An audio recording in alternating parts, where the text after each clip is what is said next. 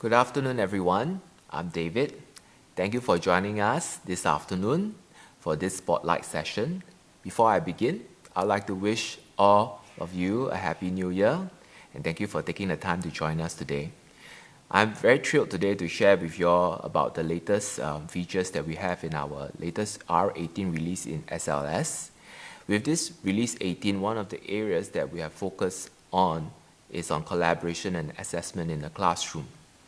Our team at SLS has been working tirelessly to come up and create this new feature that we believe will change the way that students work together. And that feature is Team Quiz. With this feature, students can use collaborative functions within SLS. They can now collaborate on free response questions in real time with the ability to view live edits and make team annotations and have discussion on annotation cards. And once the team is ready, they can actually submit their answers for marking. But we didn't stop there. We have also integrated SLS with Google Apps, allowing teachers and students to harness the power of Google Apps while still using SLS for assignment and monitoring features, and much more within the SLS suite of features. So what can you expect today? During this session, I will be giving a live demonstration on how teachers can use Team Quiz with Google Documents to support collaborative learning. We can also expect to see during this demonstration how we can use tools to mark and provide feedback on students' work. All this feedback can be directly entered into SLS or into the Google Documents that are attached, right? So now let us begin our live demonstration. To illustrate this use of the feature, I've decided to use a very simple physics lesson. And let me just show to you the lesson that I have in mind.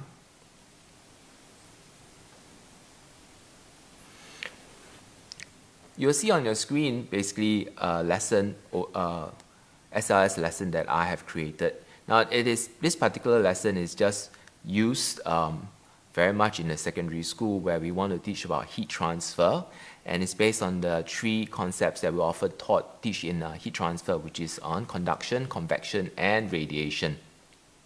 Now, students will have been taught about these three concepts, and now in this particular lesson, what I want them to do is to apply their understanding. So what has happened is that I've created a particular task for them. It's a very simple one that I've made up, where they actually are asked to go to a barbecue and they actually are trying to keep a cold drink cool for as long as possible. And I provided for them some common utensils that are found in the barbecue. So they'll be asked to choose and show to me what is the setup that will best keep the drink cool for as long as possible. So you will see down here the first section is actually the description of the task. Now, the other two sections, section B, will be meant for the students to work on it first. And when they work on it, they will be given a template where they can put in their ideas. They can also provide the reasons that they feel that it is appropriate based on physics principles. Finally, what I'd like to do at the end in section C is to ask them to come back again to collaborate with one another and come up with a final team solution. So these three particular segments basically is the whole flow of the lesson, right? So I will begin by first talking about Google integration, because that is the first part that we'll be going through. And then finally in section C, we'll talk about how we will put it all together within the Team Quiz and Google integration together, right? So for Google integration, the most important thing that you all must do is this.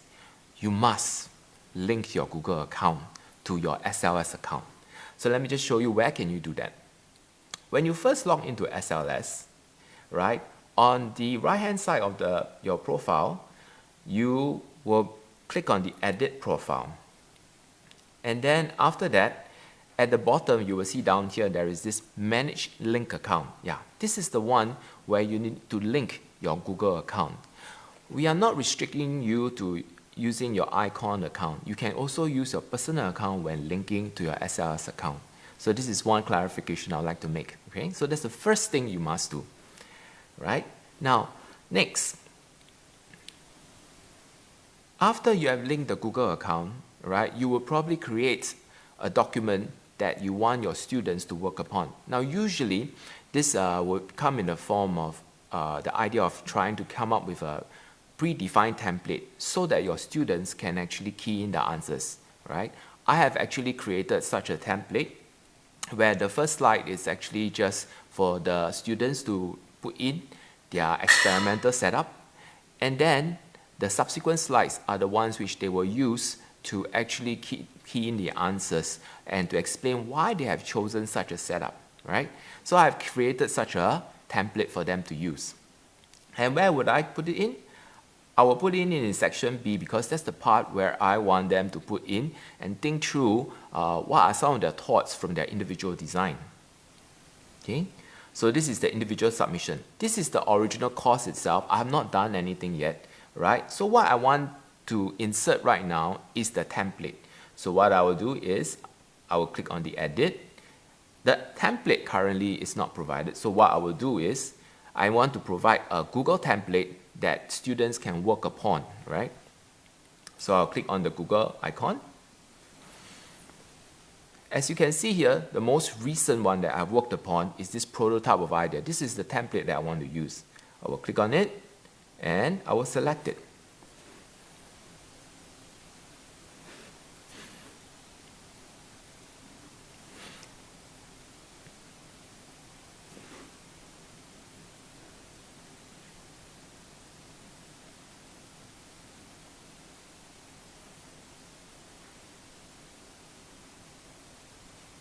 Okay, allow me to refresh this page again.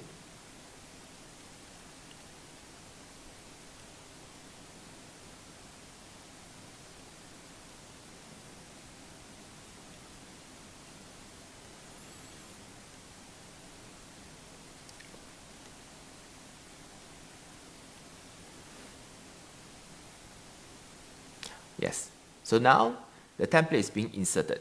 Do give the system some time because it will take the template from your drive and populate within here. Yeah, so as you can see here, this is the template that is provided, right? And once you're done, right, you can click save, okay? Right? Now, just to give you an idea of how the template looks like, let me just open it for you. Yeah, this is the template that I was talking about. This is the part where I would like the students to put in a sketch of the drawing. And subsequently, for each of the three concepts in the physics heat transfer topic, I will ask them to state clearly for each of them what is the theory they have used. I gave some examples and how can they apply it to the situation and what's the result they hope to achieve. So basically, this is the template that I've given to them. All right? Now, I will now move on to the next part where actually I have assigned the lesson out to students. And students have attempted this particular question, right? And I will show you how it is going to be marked. Now, from the heat map, you will be able to assign a student's response. In this case, I have this student called Xenia, who has attempted a particular, has attempted this question, right? So if you were to do the marking, there are two ways that you can do the marking. The first is to make a Google file to mark, right? And the second is to make a PDF copy to mark. Now, what's the difference, okay? The first one, when you make a Google file to mark, I would like to share that this is the one where you can directly edit within the document. If you feel like the editing within the document directly or writing some of the text that the students have put in is useful for the student, you can choose this option. Right? Let me just put it as the first one. Okay. Now I just want to state there will be a dialog that comes up and say you can edit and comment on a new file. Now this file is different from the one that the students are doing. Okay, so this is a totally different one from the student submitted copy.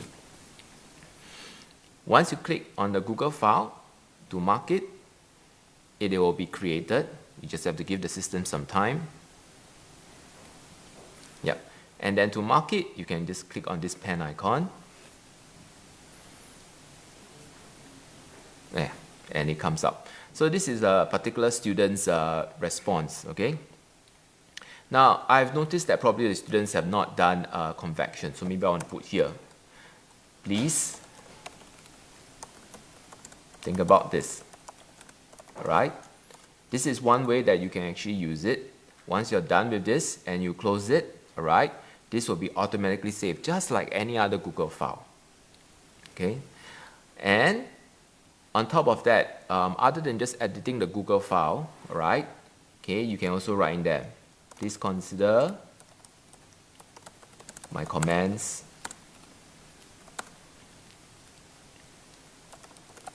in the slides, okay? Yeah, so with this, all right, you can post this as a feedback back to the student, all right? This is one way of providing a feedback to a student. What about the second way? The second way is using a PDF. Now, here, we just have to make a PDF copy so that you can annotate it with your usual PDF annotations. Once you click on it, this PDF document will be created.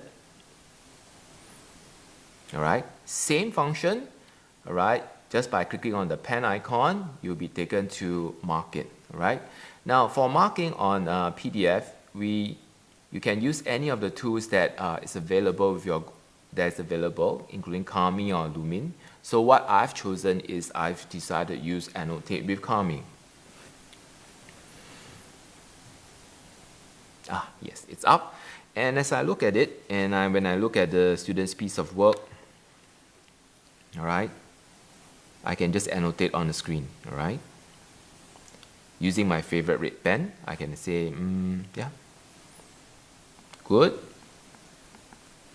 Labels are included. Okay? This is one way in which you can provide feedback to the students totally with the annotation tool. I'd just like to share that for this particular workflow, it's best to use within a desktop. So some of you all with laptops that have stylus attached to it, you will find this flow extremely convenient. Okay? You can save the changes now.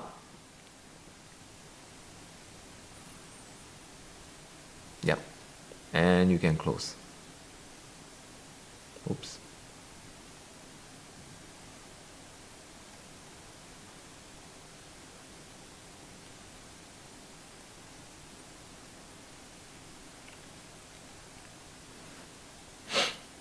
I can tell the students, maybe great work on the diagram. And I can post this in, right? So I've illustrated for you two particular workflows that you can use to provide feedback for the students using for the Google integrated applications. One is using directly the Google Apps itself. The second one is using PDF. Now, what happens if you find that the student's work is really not up to mark? Then there's another way that you can do. You can unsubmit it, return it to the students to get the students to resubmit it again. So that is another way that we can approach this. But however, I've noticed that this time around for this student, I think this student has done quite well, and I'm generally quite comfortable. Above and beyond that, this is the first initial draft, which they will take it to their group work later. So I've decided not to unsubmit it, but to leave some thoughts for the students to consider before moving on to the next part.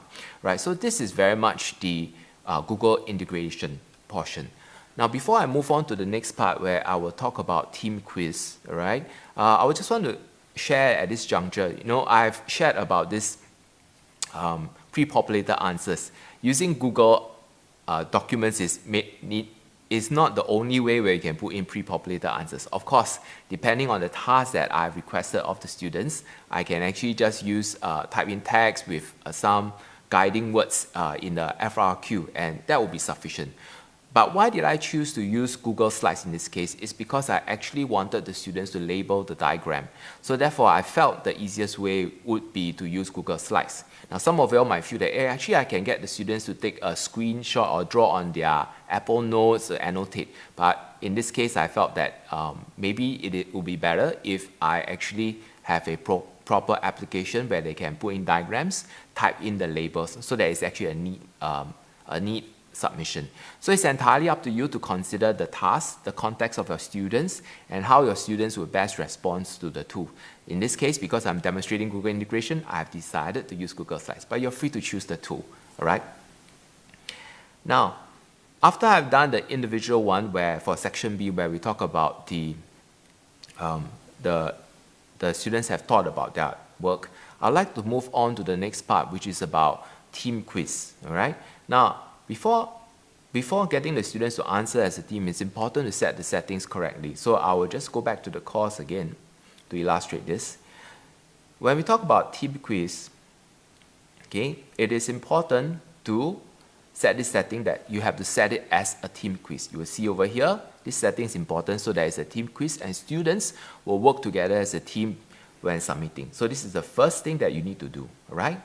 The second thing that you need to do is this, is that you need to, when you're assigning it, okay, you need to assign to the teams. Let me just show you what do I mean by that. When you click on assign, this is the class, and when you click assign, it's here. Right? You'll be taken to this, and under the activity assignment, right,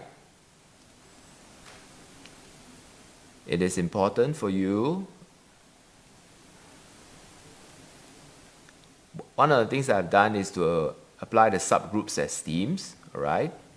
If you choose to create your own, you can add theme over here. If you choose to move themes away from the subgroups that is different from the subgroup, you can add and make up your own theme. But for the simplicity and just to make it easier for everyone to follow, I've just chosen to apply the subgroups as themes, all right? And once you're done with that, okay, you are able to assign out by clicking onto here. But I'll not assign because I've already assigned this out, okay? So the next part requires the students to work in their teams to be able to answer this together. So what does this look like from a student's perspective, right? Okay, just let me show you for a student.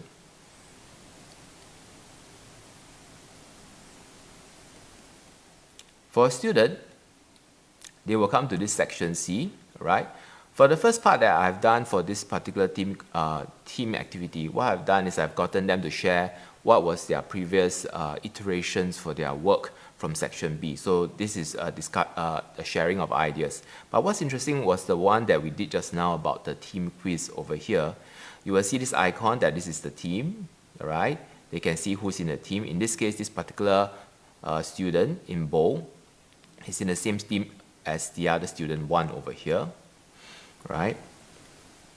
Now, this is how the student, when they are viewing a team quiz, would see for themselves, all right? They can use the annotation cards on the right to comment or discuss, or they can discuss within the particular slides itself, right? And I would like to highlight this to you all, because this particular part in the free response, okay, as I mentioned, is that it is meant to collaborate in real time and live, right? So, for example, in this particular case, this child is in the same team with another child.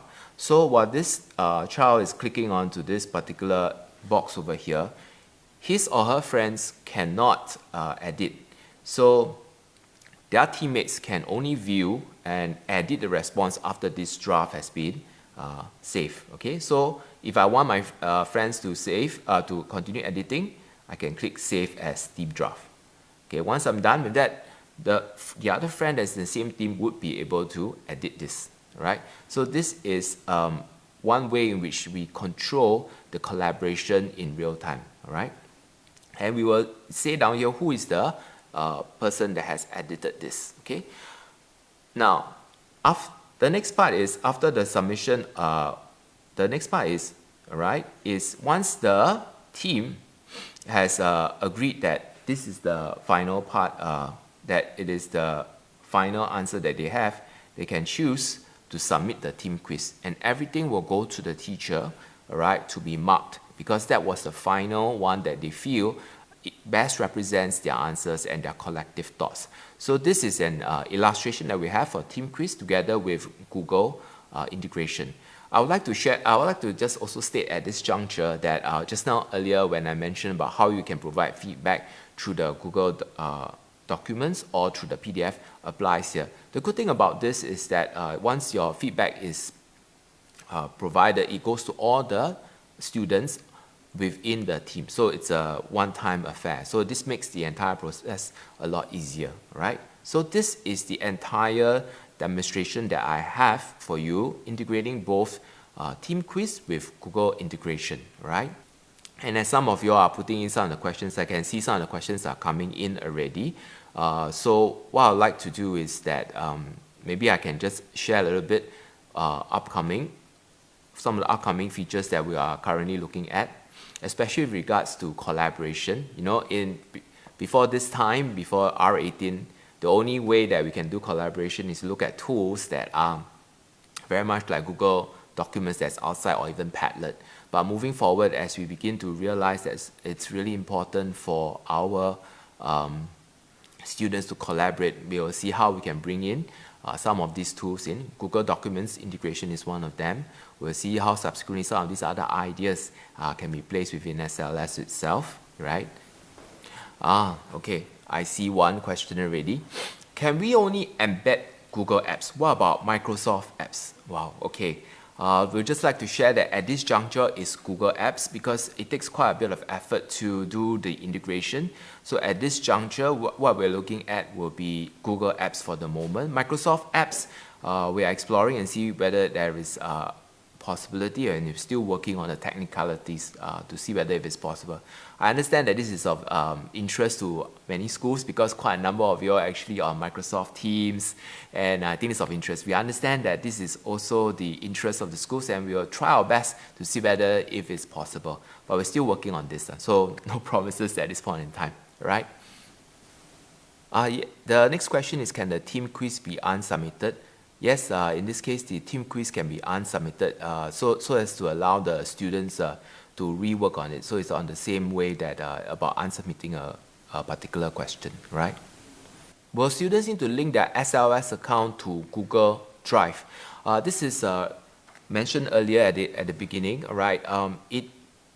First of all students will need to link to their Google Drive for the SLS account. The students will need to use it, especially if they need to edit the pre-populated files or they want to embed a file. They need to be able to link their Google account to the SLS account for it to work. However, there is no restriction on whether is it a student icon account or personal account. So this applies to both teachers and students, right? This question here, linking to the earlier comment, what are affordances for teachers with this integration in SLS? I think I'm not quite sure exactly what is this person asking, but however, maybe I'll try my best to answer based on what I understand here. Yeah, I think what other affordances for teachers with this integration, I think you can consider the other than the Google Slides, the Google Docs, as well as the Google Sheets. So there are other Google apps that is integrated, the other two that I mentioned. So you can consider, especially when you want to talk about some of the answers you want students to provide, which of the apps would best allow the students to express or submit an answer or an artifact that you find that is most relevant to you. I can imagine that the Google Docs will be something that is especially interesting to language or even the humanities teachers because it allows them to edit away a lot more text, and also the presentation of it is more conducive for the subject. I can also imagine for the Sheets function that is useful to even science teachers. I can imagine that as a way where I as a physics teacher might want them to submit an experiment, data collection, plot some graph, see some patterns and stuff like that. So I think these are some of the ideas that I have just by looking at what are some of the apps that I used back in school for such purposes, right? Okay, I see, in this particular question, it's mentioned about Google Classroom. We can easily see all the student submissions and click to mark directly and return to them, right? they can easily make comments in other groups' presentation and see, okay, I see what you mean. I think this part here is about all the student submissions clicking to mark directly and returning to them. I assume, I think you can also do that within the heat map. I think just now when I was sharing, I didn't really show the heat map. Maybe I will just show it here at this juncture. Yep. One of the ways that we can actually do when we click in is all the answers are here, so we can mark each of them by clicking onto it. So this is exactly what I did just now. When you click onto it, you are able to do the mark a PDF copy or mark a Google copy, and then you can return back again to mark the individual students one. Yeah, so basically this is the kind of flow that I think that is being mentioned here. Maybe I just now did not show it. Yeah. Okay. Can students retrieve their work easily if this is done in SLS? Yes, maybe I should just show the screen for a student. Just now we saw Xenia's one, right? Yeah, so for Xenia, this was the submitted one. This is the student screen. Yeah, so when they want to look at their work, for this particular lesson, assuming that they want to do revision, they can open it in a new tab. Sorry, it takes a while. Yeah, and then what happens is that they can look at their submitted work. So this is the submitted work. However, I think when you talk about the consolidation of the work in one go, that means a whole lot. I think we didn't have that flow. It's more like in SLS, what we have done purposefully is actually just to organize it that's related to lessons, so that when they go back, they can relate it to the questions that they have answered. So I think that's our design thinking for this particular case. But we will see whether is there a way that we can think about a consolidation of the work all in one go, maybe their assignments all in one go, and we can see if that's a possibility. Yeah. Okay, this question here about the Google Classroom. The Google document is created for every student, is stored in the student's Google Drive Classroom folder. What about the SLS Google integration? Where will it be stored? I think one of it is that we are storing it within our own drives, and it's also linked to the student's account, and there is no classroom folder for that. Yeah. Yes, this one, if you are facing problems, I think you can approach your school TA or your HOD ICT can write into ITD, but I believe that it has generally been whitelisted already.